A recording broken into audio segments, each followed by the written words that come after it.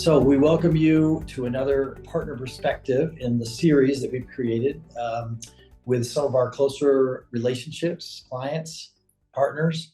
And today we're with Susan Lewers, an Associate Vice President from the Illinois Institute of Technology. That's a name that I always trip over because we all call it now Illinois Tech, which is much more friendly. But Susan, we've been working with you, if my numbers are right, about 4 years or so. And you are a person who's been with the institution for a long time. So I thought we'd start by just characterizing where is your university right now? Just for everyone's reference, Illinois Tech is one of the larger universities in Chicago, right in the urban area, just south of Central Park. And it's on the move. There's a lot of good things happening. And Susan, I wanted just to give you the opportunity to talk about that for a minute. Yeah, it is an exciting time to be at Illinois Tech.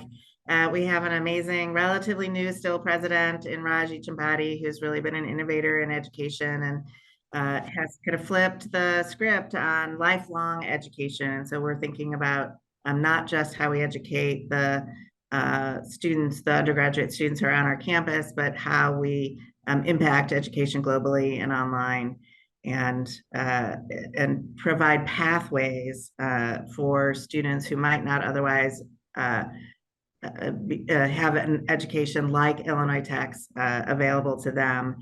So exciting things also going on in the world that shape what is happening at Illinois Tech right now is that most of the rankings entities are looking far less at inputs. How good is the student body that you recruit?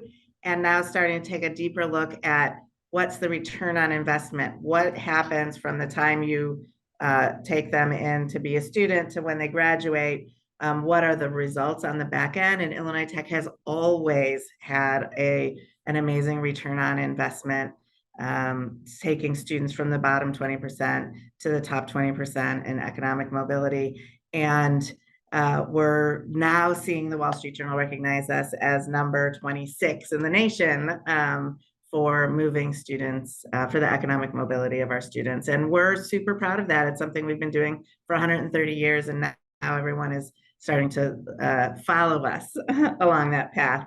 To ensure that a college education is one that really changes not only the individual, their families, their communities, and our society. So exciting. It is very exciting, and you deserve all the credit in the world.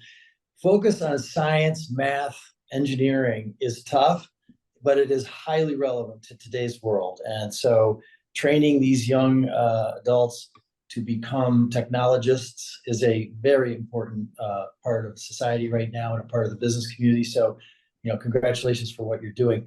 Susan, let me just ask you a couple of questions about yourself. You have been at the institution, I counted it up, 14 years. Right. And I think you started as a major gift officer and are now in charge of all major gifts as well as planned giving, because we're working with you on that front. So why don't you just talk briefly about your own experience there and maybe anything else you want to talk about from a career point of view? Yeah, it was I've always been in the law. I'm a lawyer. I graduated from DePaul Law School. But really wanted to do something different and spend some time as the executive director of the Illinois Bar Foundation before I came to Chicago Kent as their major gift officer. New lawyers, wanted to be around them, love the legal aspects, and came on to really make an impact here in the law school, which is actually where I'm at today.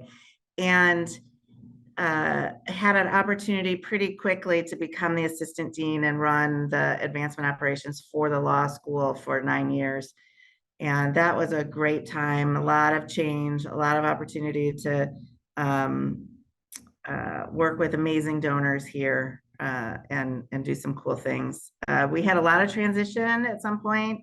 New VP, new dean, new president, new, and gave me the opportunity to come to main campus and take on this role to run major gifts, planned gifts, and corporate across the university. And that's been super exciting, being attached to the university and seeing all the opportunities within engineering and computing and our Institute of Design, Architecture, with so many amazing schools at the university. And so now having that role and that opportunity to be more broadly affiliated, and to really work cross platforms. So we get a real opportunity to work with donors who have interest in multiple areas and reduce the silos of our academic units and get them to partner more and enhance the education even more.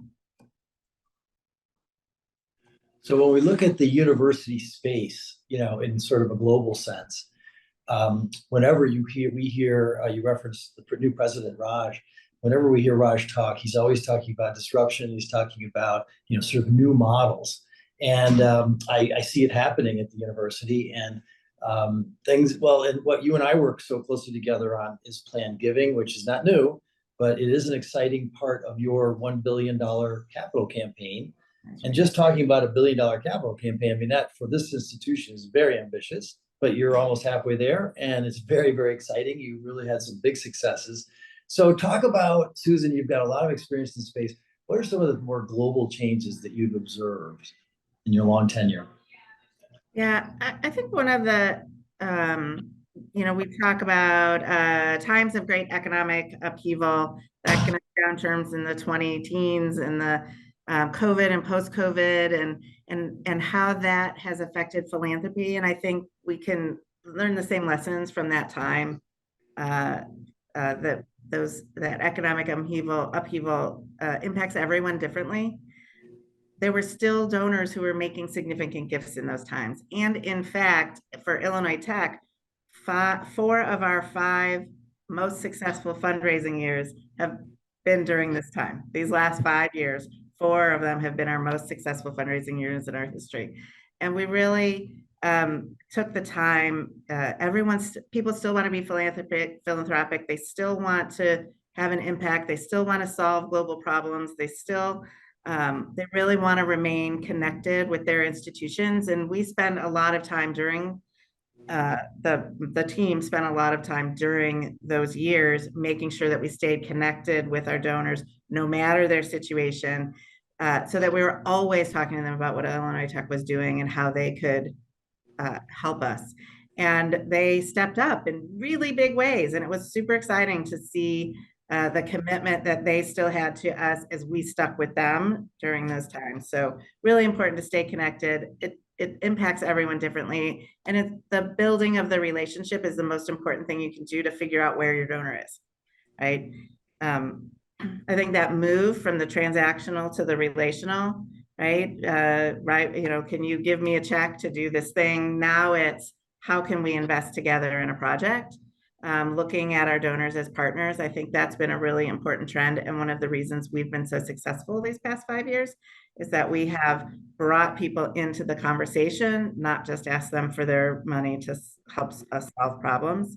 People are looking for things that are personally rewarding, and we're making sure that they're connecting with the cause, the student, the issue, the important mode of impact that they want to have, and we're making sure that they're connecting there. Related, I think it's really important that organizations now are much more nimble than we used to be, much more innovative and entrepreneurial. We can't follow the same path that we've followed all the time. We really need to look at what steps can we take to solve today's problems, to address whatever issue it is that you're working on, but that we give ourselves the opportunity to be resourceful and follow new paths. And this probably is a lot of leadership from Raj. Like, how can we do better in this space? We don't have to follow the same model. So what can we do differently? How can we bring people along with us? How can we talk about things in a different way so people can see their impact? All those kinds of conversations are really important. And the more we can move to this very relational, engaging people in the issue as a partner, I think the more we'll see better traction. I think that follows in generational giving too. We see younger people less confident in established institutions, and how can we really be responsive to them so that they see that they have a place in our institutions as well, and that we're responsive to the kinds of issues that they're looking at today, and that we are addressing too. We're educating young people. We're dealing with lots of really complicated issues on a regular basis, and we need to have open and good conversations with all of them. So over the period I've been working with you, and we started by helping you structure, a more ambitious approach to the campaign, and then on a multi-year basis. And then you asked us to really zero in on planned giving. And we feel like it's been a very strong partnership. And we've really had not only worked really hard with you, but had a lot of fun too. And you do have a big team, and we've gotten to know the team, and so a lot of respect there. And all the things you're talking about, through COVID, not COVID, have absolutely true. And relationship building is key, and it's made a big difference. So how's our work been together? We like to hear the good, bad, the ugly. So hopefully not too much ugly, but you never know. So how's that been working? Oh, that's been great. Really appreciate the partnership that we've had with you and your team. Really has allowed us to do a couple of things. Important things. One is the impact that you have in helping the leadership and trustees understand the work that we're doing and why it's important and why we need to take the time to think about big things. So that has been really helpful. Helping us look at industry standards and where we should follow them and where we should blow them up, and think a little bit differently about what that looks like. Really helping us think through innovative strategies around some of our highest net worth prospects, and being really creative and resourceful there. One of the things I love about our relationship with Amanda is that some of the educating and consulting, mentoring that she does with the team, and giving them real confidence to discuss complex plan giving opportunities. We would have never done this 5 years ago.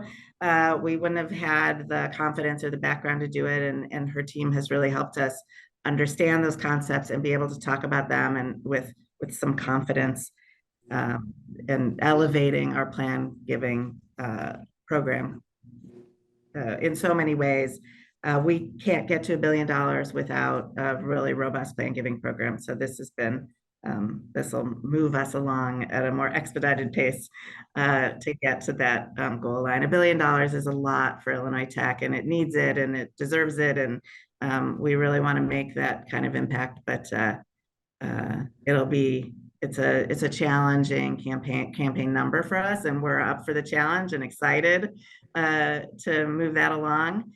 See progress every day on that number, but plan giving will be a key role, and your partnership has been great. So the other part I've really enjoyed working with you and with your board is these dinners we've done where we are actually confident enough, we and you, to go out into the community and talk openly about the campaign and about our ambitions and about our successes and failures. And that has led to some really, really interesting conversation in the Chicago community that we've been able to participate in, which is fantastic. So thank you for that. It's that I think just demonstrates a lot of confidence in our joint relationship and the work that we're doing. So lastly, you are a very experienced senior person. You have a big team. You're right in the middle of $1 billion campaign. When you think about all your colleagues out there who might listen to this, sort of what is your wisdom? What is your advice to them moving forward? What have you learned? Mm-hmm. So a few things I would say, and many of the biggest lessons learned, I think, are some of the internal things. Important to listen carefully to those around you. You are a part of a bigger mission, and you need to understand it and how you can play a role in it. You can't be innovative and thoughtful and engaging with your donors if you don't really understand the things that are going on around you. Being present and authentic in those interactions, you can help solve problems. You can find opportunities. That's been an opportunity that has provided a lot of success for me on campus, with my campus partners, with my donors, to find those really unique moments where we get to solve a problem together. It's been great. Figuring out how to get to yes. We get an advancement asked to do a lot of things, and some of them are only tangentially related to what we're doing, but people see us as having resources and partnerships that we can bring to the table, and we can't always say yes to what they're asking for, but if we can figure out what they really need, and we can find a way to get to something that looks like yes, it really gives you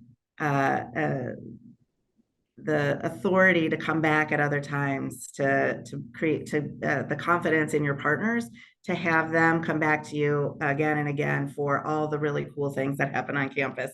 If you can get there for them, you want to be a pathway. You don't want to be a roadblock. We can't do everything, but we can do some stuff, and that's really important. The other thing is hire well, onboard meaningfully, and trust your people to do their thing. I cannot do all the things.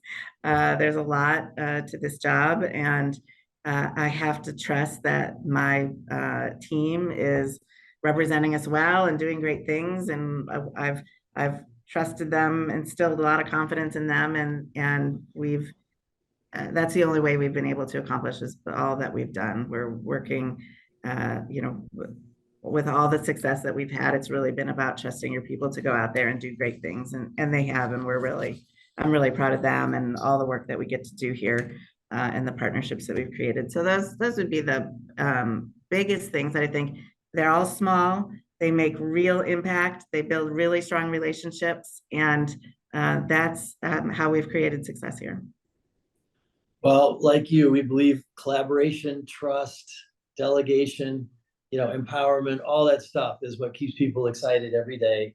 And we see you doing that at work. And the last thing I would say about you personally is that the fact that you have stuck with the institution all this time through all this change says a lot about you, but it also says a lot about the institution. And I know it's incredibly helpful, not just us, but to your own staff, because of your history and your knowledge of the organization and your approach. I mean, it's always instructive to be with you and go to those who have lots and lots of resources, and speak intelligently with them about all the opportunities they have at your university. So fun stuff we've done. So thank you so much for joining us. We really appreciate the partnership we have with you, and we look forward to many more years of productive work. Many more years. Thank you, Steve. Bye-bye.